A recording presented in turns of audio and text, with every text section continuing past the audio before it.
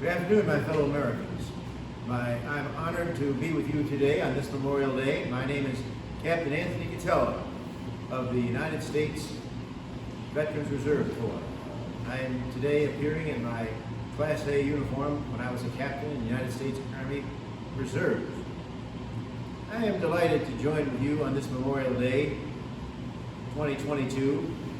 I'm a member also of the Memorial Post 5036, VFW St. Charles, and 342 American Legion St. Charles, and I'm happy to be with you, good people of the American Legion Post 335 here in River Grove, Illinois. I would like to speak to you on a Memorial Day theme on this Memorial Day, just for a few moments. I call my talk The Arithmetic of War, and you'll know why as I give my talk.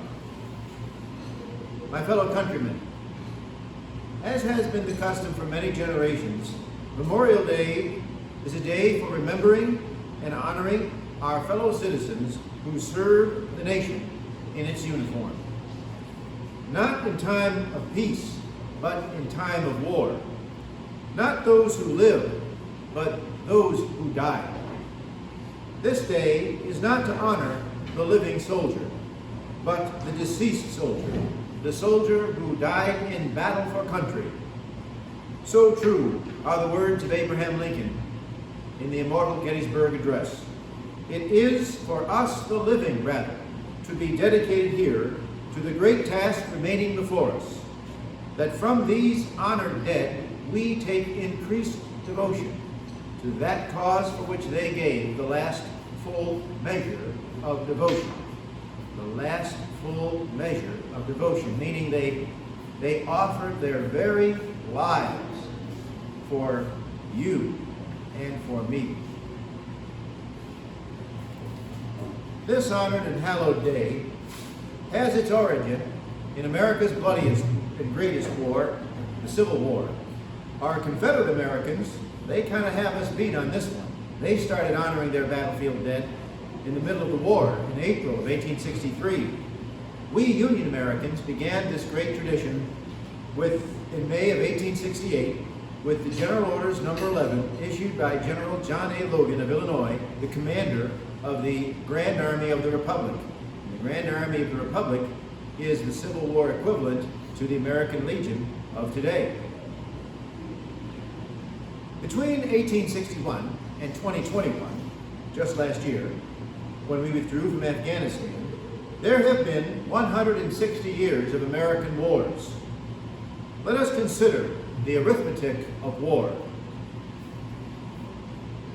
By computing, if you please, from 1861 to 2021, in the wake of the global war on terror, how many of our countrymen died in each of the 9 wars between 1861 and 2021? And then add all those sums together.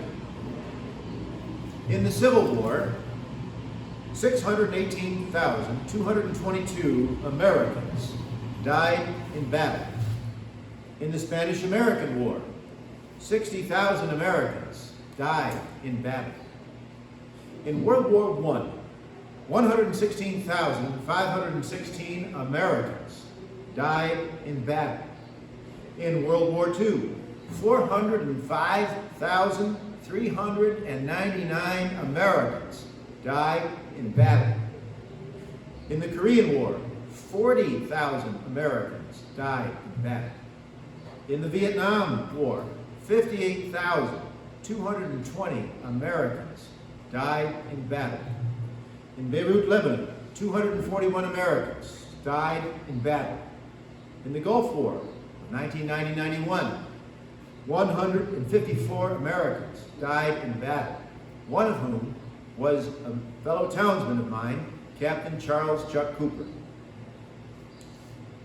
In both Iraqi freedom and enduring freedom, 6,840 Americans died in battle, one of whom was another person from my hometown, and he was in the Air Force. And I had the wonderful pleasure and privilege to golf with his father a few years ago in a Warrior for Wishes golf outing.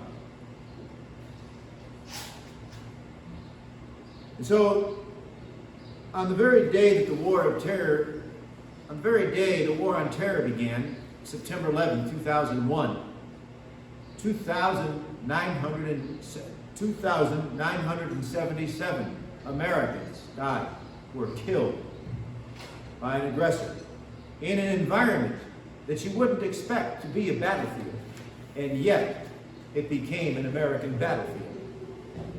And so, according to the Arithmetic of War, the total of all these Americans slain in battle from 1861 to 2021 is 1,308,569.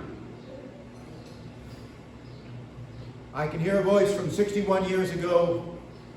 In the long history of the world, only a few generations have been granted the role of defending freedom in its hour of maximum danger. John F. Kennedy in his inaugural address of 1961. American soldiery who gave their mortal lives for our country knew in their hearts that dying for something great and noble strips away the absurdity of war. They gave meaning to dying. Their death gave meaning to death. I can hear a voice from 60 years ago say, however horrible or terrible the incidents of war may be, the soldier who is called upon to offer and to give his life for his country is the noblest development of mankind.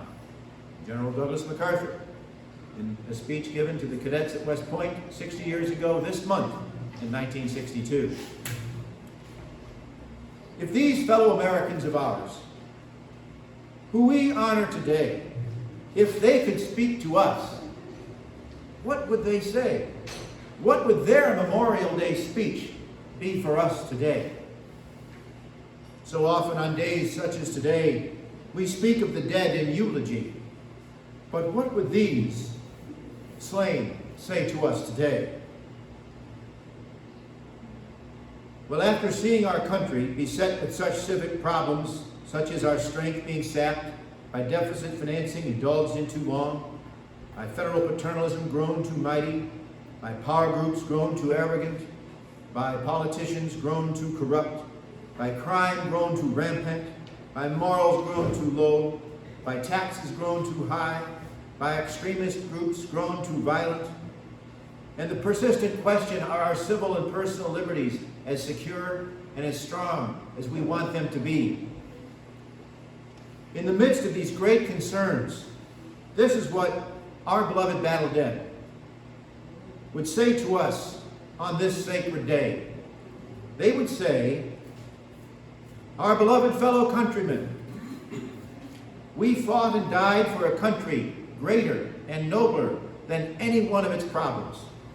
We fought and died for you to live in peace with one another, to build handsome and balanced cities, to work in commercial harmony, to be honest in public and private dealings, to be sound of dollar and of mind, and clean and stout of heart, to be strong in defense, and to be a country of noble example in faith, in word, in deed, in charity, and in truth, to demand honesty and integrity in your public officials, to have faith in one another and in God, and yes, to love one another as fellow countrymen, brothers and countrymen in this land, beneath this beautiful stars and stripes that we lifted each time our nation went to war. Do this, and we shall not have died in vain, nor shall you have lived in vain. And so, my fellow Americans, these 1,308,569 soldier souls are with us here today. And so let us here highly resolve that they did not live or die in vain.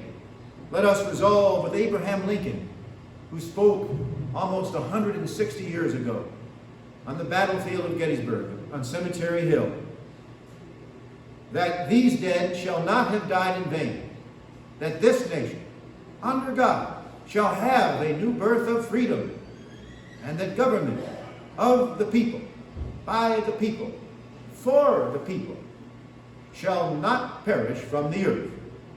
My citizens, I think